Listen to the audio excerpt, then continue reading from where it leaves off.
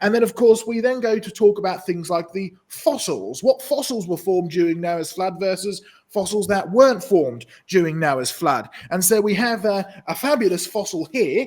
Let's see if we put it up on full screen here, Sam, while I hold this up. Some of you might have a guess as to what it is. Let's get it into focus. If you thought this was some kind of a giant tooth, you'd be absolutely right. It's actually a mammoth tooth. It's one of our European ones from up near Siberia. And we get all sorts of what we call these sort of ice age type bones and fossils that turn up all up and down the east side of the United Kingdom, and maybe this was formed during Noah's flood. And how would we tell? Particularly if we compare it against something like this rather massive slab of fossil bones, a huge bone assemblage. Well, this is actually from the Cretaceous. It's a type of Mosasaurus, which is one of those big, well, they're often called swimming dinosaurs, one of the big marine reptiles, right? It's a huge bone assemblage, and really the key thing is to ask the question, how big are these deposits? You see, this bone assemblage from the Cretaceous, which is found in Morocco, you can trace the Cretaceous deposits all over the world. They're the same beds. In fact, probably the most abundant Cretaceous deposit is the chalk, which isn't surprising because that's what the word Cretaceous is named after, right? Creta is the Latin word for chalk, and you can trace the chalk rocks all over the world. And they're the same bed of chalk because they all sit on the same bed of sandstone, and this was picked up by many people, including Professor Derek Ager, who said really it's one of the biggest problems with the idea of slow, gradual accumulation over millions of years. And this is a secular academic professor who's pointing this out. So when you find something like these beds, you're fairly confident that you're dealing with something that is the result of a global flood. Less so when it comes to something like your teeth. I mean, these are, well, the great thing about teeth is that they're pretty much fossils already, even when they're still in the mouth of the animal. They don't actually need very much doing to them in order to preserve them. They're already made out of stone. They don't need to have much done to them to preserve them. And so where do we find teeth like these? Well, essentially, they're almost lying just on the surface. They're in a group of area called permafrost, which is effectively partially frozen mud, or mud that is frozen for part of the year.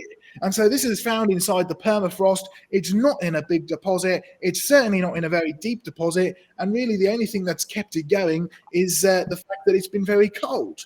Now you find mastodon and other large elephant teeth and bones in some other deposits that you find perhaps further down south in the United States, or we find them here in the UK in places like Norfolk as well, where they've been buried, and they are what we call subfossils. And again, they're in a very, very small, very, very shallow kind of deposit. Classic example is the West Runton Riverbed in Norfolk. It's only a few miles square, and it's only about 2 or 3 meters thick. It's a very small deposit. Clearly, we're dealing with certainly catastrophic burial, but certainly not on a global scale. Now, you can trace these fossil-bearing rocks that go all around the world, and you can find most of your geological column comes under that. As far back like this beautiful little Cambrian or Cambrian trilobite from Australia. Yes, we had to get special government permission to bring this out of Australia, but you can trace it from down in the Cambrian almost all the way up to the Cretaceous.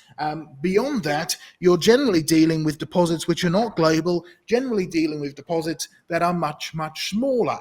And then you get other little localized, what we could call modern deposits of fossils. And we'll talk a little bit more about this later, but an example of that would be this volcanic ash that I collected while I was in Iceland. And if we hold it right up to the camera, let's see if we can find it. There we go. You might just be able to see if it comes into focus. There we are. You've got a fossil leaf in it. Now, this is something which would have formed in the last, well, couple of years. And this is a fossil as well, and it's clearly not from a global flood. So we're going to be delving in a little bit deeper into this concept of a global flood, a little bit deeper into what fossils fit where in this sort of biblical story. John's got some great examples about fossils from around the world. We've got examples of fossils from some of the highest mountains in the world as well. But to really kick things off, to get this discussion going, Glenn, we're going to go over to you because you've had a few interesting encounters with people with regards to the idea of a global flood.